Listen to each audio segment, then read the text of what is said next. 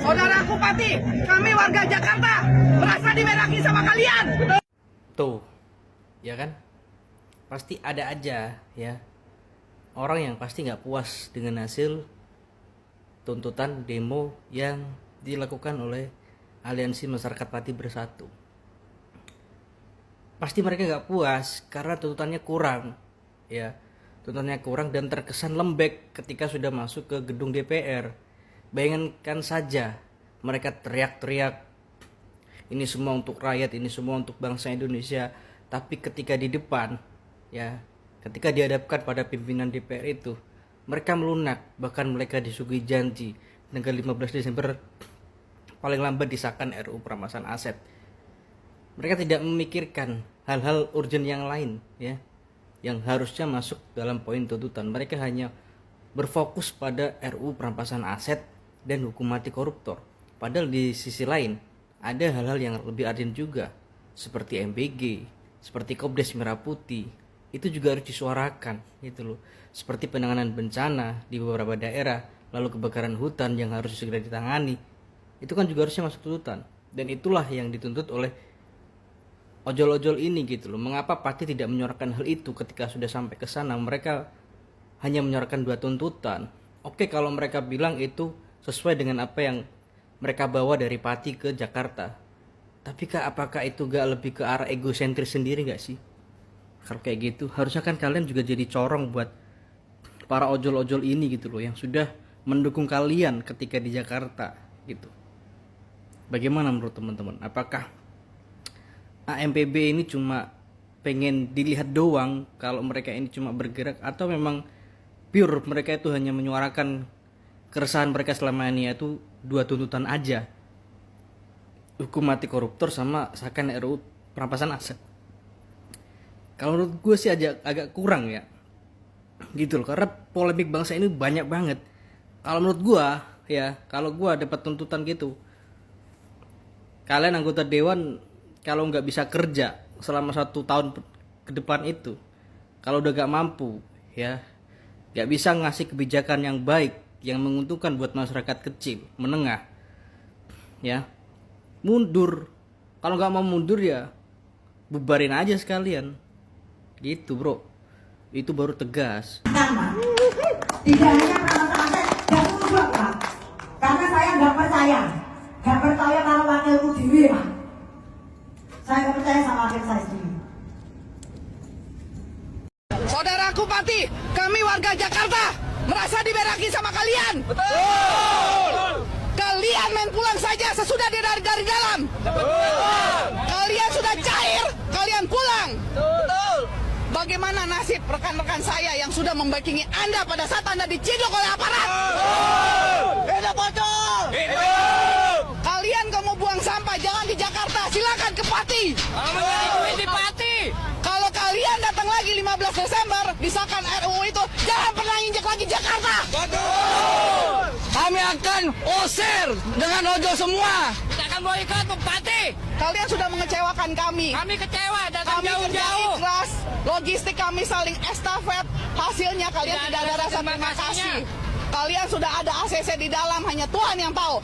Kenapa bank kalian diblokir? Tuhan tahu, kalian busuk. Betul. Coba lihat teman-teman warga Jakarta, ya, yang terorganisir ya di gerakan ojek online, tidak terima kepada warga Pati yang dipimpin oleh Botok, ya kan, yang katanya telah mensupport, yang membackingi melalui dana secara estafet gitu kan, logistik secara estafet, tapi hasilnya nihil, ya, hasilnya kompromi, ya kan, menerima permintaan ya dari DPR RI, ya kan, bahwa pengesahan undang-undang tersebut ditunda atau moratorium hingga 15 Desember paling lambat. Nah, keinginan orang Jakarta yang tergabung dalam ojol tersebut ya sampai tuntas, ya sampai mati hari ini gitu loh ya, spekulasinya. Keinginannya begitu ya, keinginan kita juga seperti itu sebetulnya. Ya, saya juga ikut kecewa ya ketika Botok itu bersepakat dengan DPR RI ya untuk moratorium. Karena kalau kita lihat dari energi, ya dari kosnya, dari biayanya itu luar biasa, ya kan? Dan sekarang katanya hanya meninggalkan sampah, sama saja katanya berak, ya memberaki daerah Jakarta. Tidak terima katanya mereka. Nah di sini juga ada sedikit kecurigaan juga, ya mereka itu siapa gitu loh, ya kan? Kelompok botok ini siapa gitu loh ya. Ini yang menjadi pertanyaan yang, karena ya ada indikator gitu kan, kenapa mereka curiga gitu loh ya. Ada indikator apa gitu loh, karena apa? Karena tidak menutup kemungkinan juga ada penumpang gelap gitu loh, ada penyusup gitu loh ya. Tapi ya mudah-mudahan ini unjuk rasa yang benar-benar genuine, murni ya. Cuma ya kekecewaan aja hasilnya gitu. Kenapa harus moratorium diterima tuh gitu kan 15 Desember. Bagaimana kalau 15 Desember kemarin nanti itu gagal gitu loh. Ya kan? Ya katanya ya konsekuensinya itu cuma mundur saja. Ya kan, dari wakil ketua DPR ataupun ketua DPR-nya ya. Ya kan? Cuma itu, cuma mundur ya. Apa konsekuensi yang akan terjadi nanti jika tanggal 15 Desember itu gagal? Ya intinya ricuh deh. Ya kan, karena ya kalau kita bandingkan dengan energi dan biayanya luar biasa, tidak sebanding dengan keputusannya bro, tidak sebanding dengan hasilnya, nihil. RUU perampasan aset akan segera disahkan, tetapi ini sudah ada penangkalnya. Awalnya saya juga kaget ya, kenapa berani-beraninya DPR RI menargetkan akan disahkan Desember 2026. Bahkan ada yang berani berjanji akan mundur jika ini tidak disahkan. Karena saya belum percaya 100% terhadap DPR RI ini, maka saya kulik-kulik ada apa di balik. Akhirnya saya ketemu video dari Pak Mahfud MD.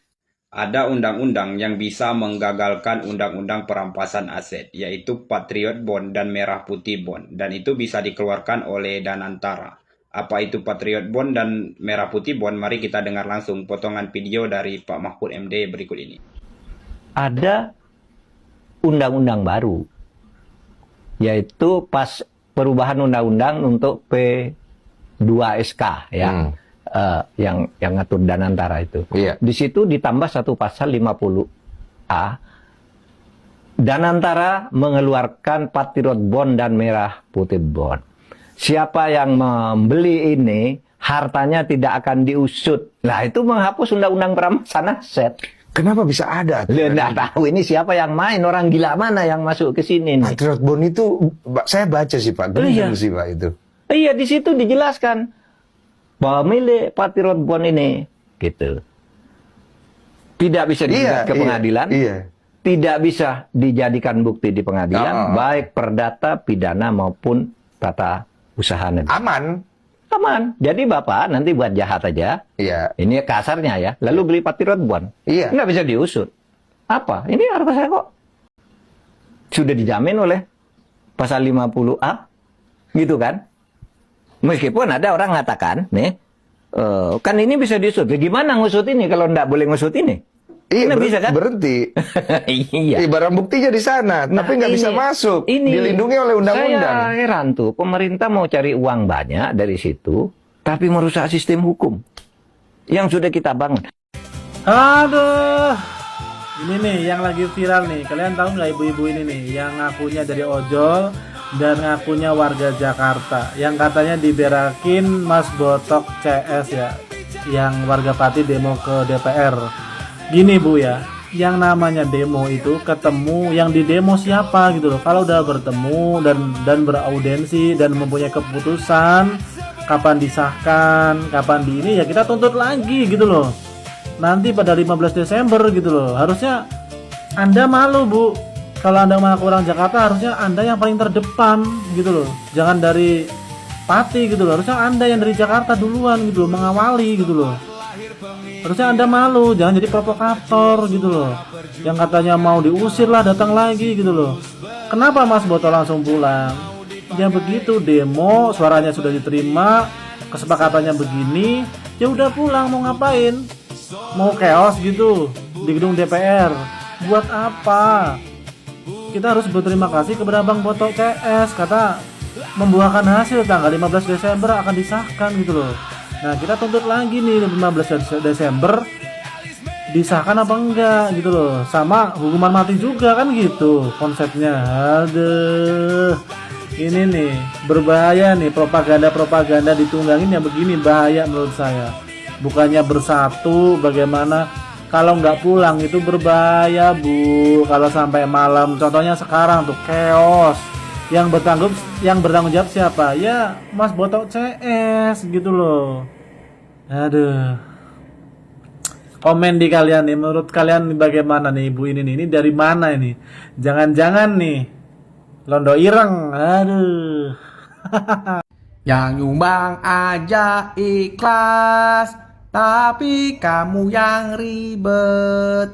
Ini tanda-tandanya seorang pejuang dibungkam. Yang tenang Mas Boto, yang tenang. Karena Tuhan bersama Mas Boto. Allahu Akbar, merdeka. Jujur ini gila banget sih, Botok udah masuk ke dalam gedung DPR RI untuk menyaksikan sidang paripurna. Jadi Botok ini bersama perwakilan warga Pati diterima masuk ke dalam gedung DPR untuk menyaksikan aspirasi secara langsung, sekaligus menyaksikan rapat paripurna hari ini Kamis 27 Agustus 2026. Mereka juga bertemu pimpinan DPR untuk menyampaikan tuntutan percepatan pembahasan RUU perampasan aset. Jadi nggak cuma menyampaikan dari luar aja, kali ini aspirasi mereka dibawa langsung ke dalam gedung DPR. Jauh-jauh dari Pati ke Senayan, gelar posko sampai siap nginap demi RUU perampasan aset. Respect banget buat semangatnya. Tapi tunggu dulu, ada fakta yang kayaknya luput nih. RUU ini nggak lagi diabaikan, apalagi ditolak. Faktanya udah masuk prolegnas prioritas. Lagi digodok serius lewat RDPU dan targetnya rampung sebelum Desember 2026. Katanya sih aksi ini buat merespon ketua DPR yang buka ruang masukan publik. Padahal pintu diskusinya udah kebuka dari kemarin-kemarin. Libatkan akademisi sampai masyarakat sipil juga. Agak telat ya, tapi ya lebih baik telat daripada nggak sama sekali. Menuju aksi yang akan berlangsung 27 Agustus nanti, muncul peringatan dari PP Kami dan Ormas Sepati, jaga ketertiban. Jangan sampai niat baik nuntut RUU malah ditanggulangi free rider buat bikin rusuh. Aspirasi udah didengar, sekarang tugas kita kawal substansinya. Tim sakit hati muncul, kecewa demo berakhir terlalu cepat. Aliansi Ojol Jakarta, kami merasa titik-titik kalian.